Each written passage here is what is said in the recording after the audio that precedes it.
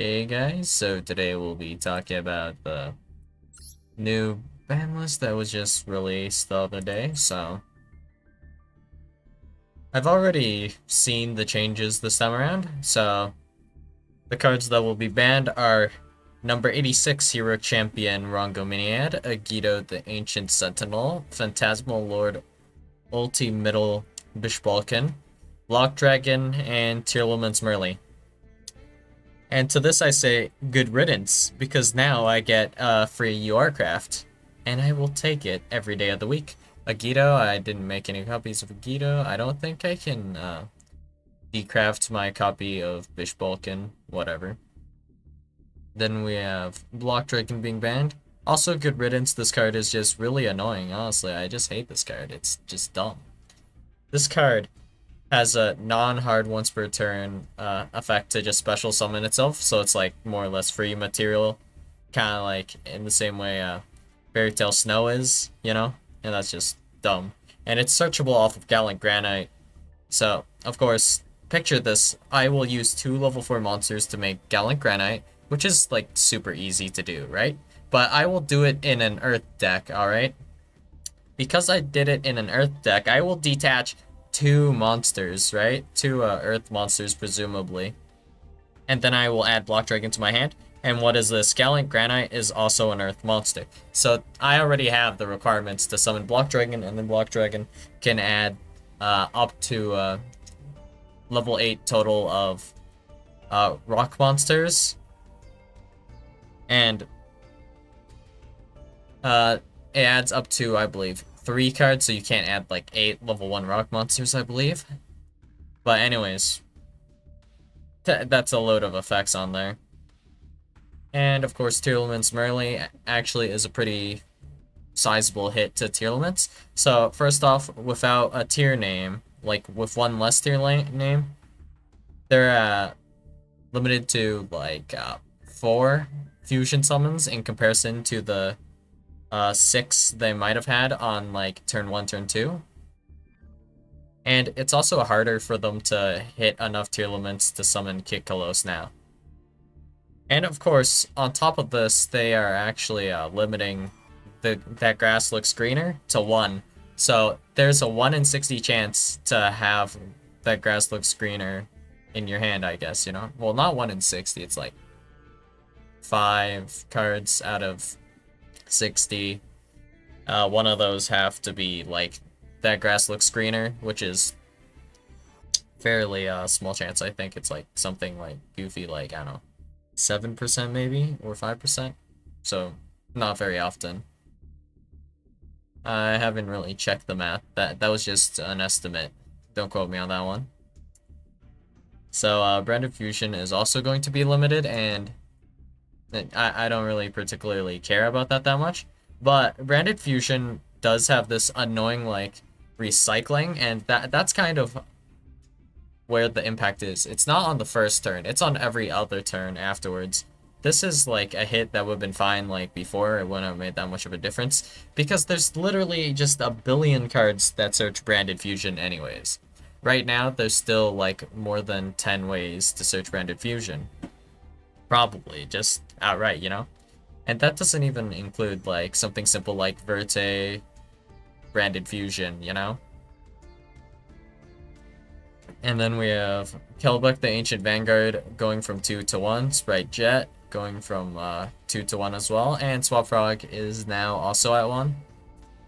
And I think these sprite hits honestly don't matter that much.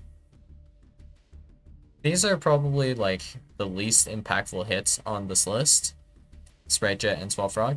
Like, they don't do exactly nothing, but they aren't a super big deal. Sprite Jet, however, is like another one of the starters you potentially have for like Sprite, because if you have any level 2 monster, special summon Sprite Jet, then you can go ahead and add Sprite Starter, and then Sprite Blue add a different Sprite monster, and now you're at like 4 level 2 monsters.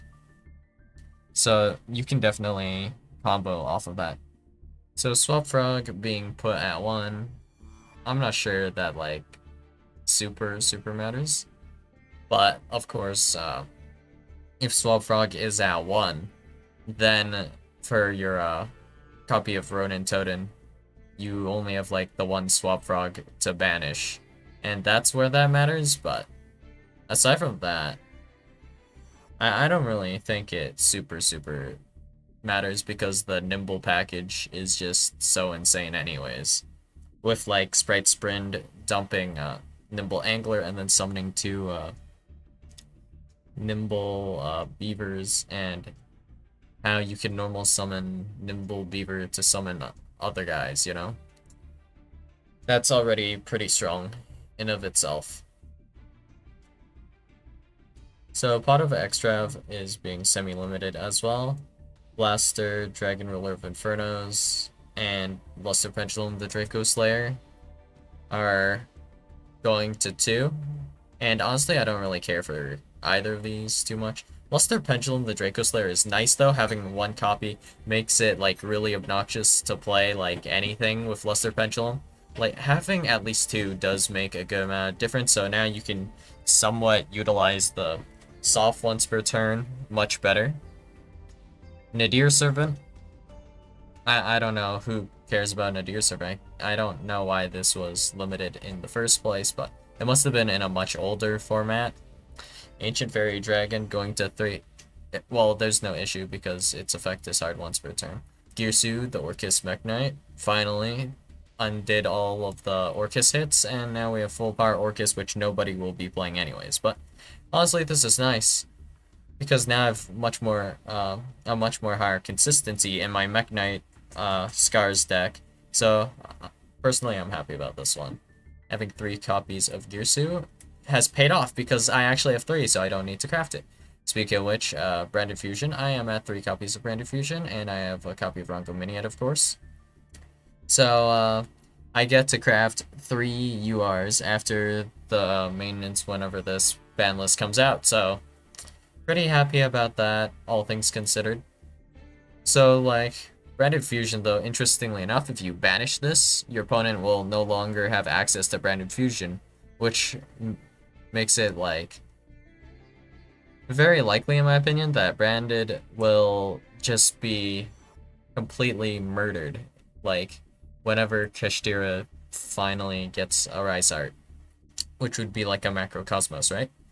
A banished Branded Fusion, I don't think there's any way to recycle it, so I think that's the most brutal part of this change.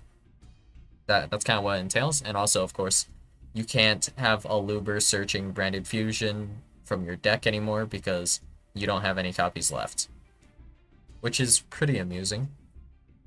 I don't know. There's probably like a billion ways to still recycle Branded Fusion. But, whatever, I guess.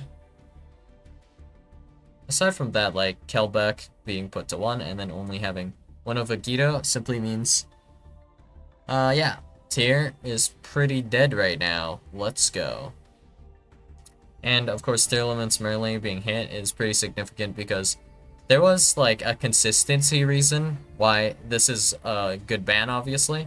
And I guess they just don't want to hit Sprint, right? Because Sprints and Merly is actually pretty disgusting, and I don't like that much either. And there's also Sprite Elf Summon Merly, which is not, like, necessarily as bad, but it's still a thing you could do, which is pretty gross. Most notably when you have Tearlament's Scream on the field as well, so you can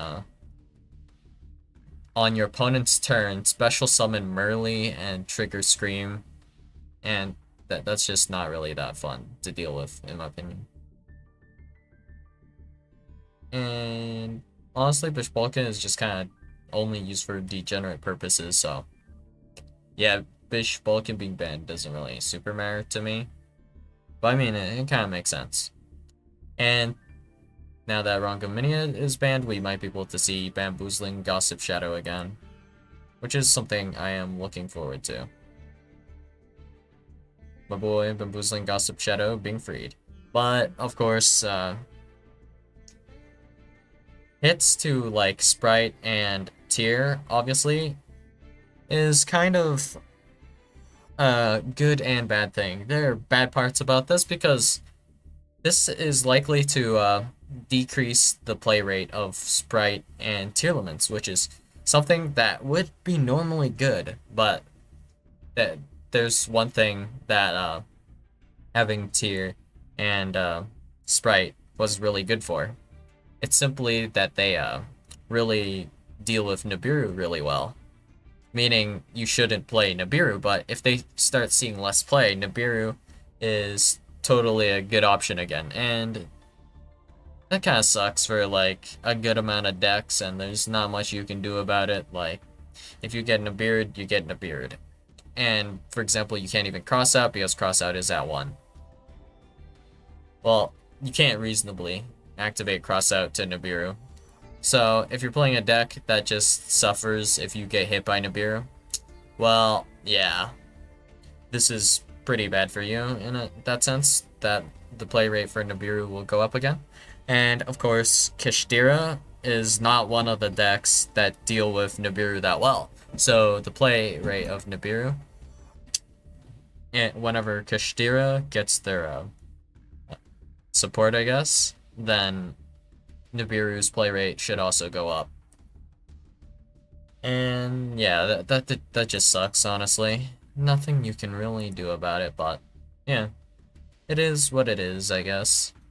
And that means there's like more room for like other decks potentially to fill this vacuum. And yeah, that's all I've got for you guys today, and I'll see you guys in the next video. Bye.